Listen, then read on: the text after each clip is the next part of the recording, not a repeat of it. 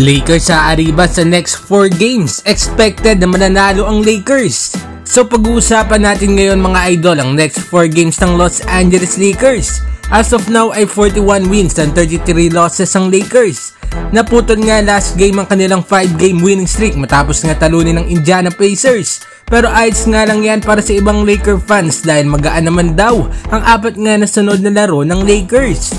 Unang makakatapat ng Lakers ang Brooklyn Nets. Struggling nga ang Brooklyn Nets this season kaya magaan nga lang daw ito para sa Lakers.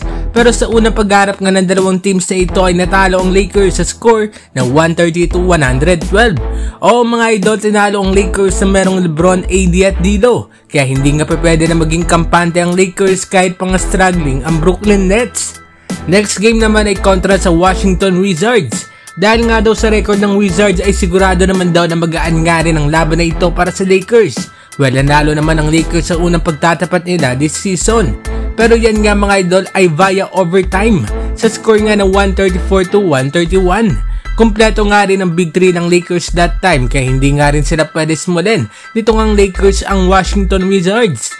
Ikatlo naman mga idol ay ang Toronto Raptors. Ito nga ang isa nga sa mga pinaka-intense na nakalaban nga ng Lakers this season kung saan nga nanalo nga sila via 1-point lead sa score nga ng 132-131.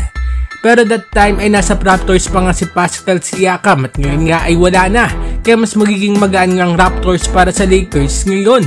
Ang kailangan nga lang nilang bantayan dito ay sina RJ Barrett at Scottie Barnes. Ika-4 naman mga idol ay ang Cleveland Cavaliers. Panalo nga rin ang Lakers sa unang paghaharap ng teams na ito this season sa score nga na 121-115. Sa pag-healthy nga ng roster ng Lakers ay inaasahan nga rin na magiging magaan nga sa Lakers itong Cleveland Cavaliers. Sa 4 na game na nga ito na kinonsider na magaan para sa Lakers ay hindi pa nga ganoon kasigurado dahil lahat nga ng paghaharap nila sa mga kupunan na ito ay dikitan nga ang laban. Yan nga ay kahit naglaro pa nga sina LeBron, AD at D'Lo. Ibig sabihin nga lang yan mga idol ay hindi pa nga rin ito madali at hindi nga dapat magpakampante ang Lakers. Pero kung kakayanin nga ng Lakers sa manalo nga sa 4 na games na yan, ay papalo nga sila sa 45 wins and 33 losses. At kung magawa nila yan ay baka nasa 6 to 8 seed nga sila. Ano masasabi niyo dito mga idol?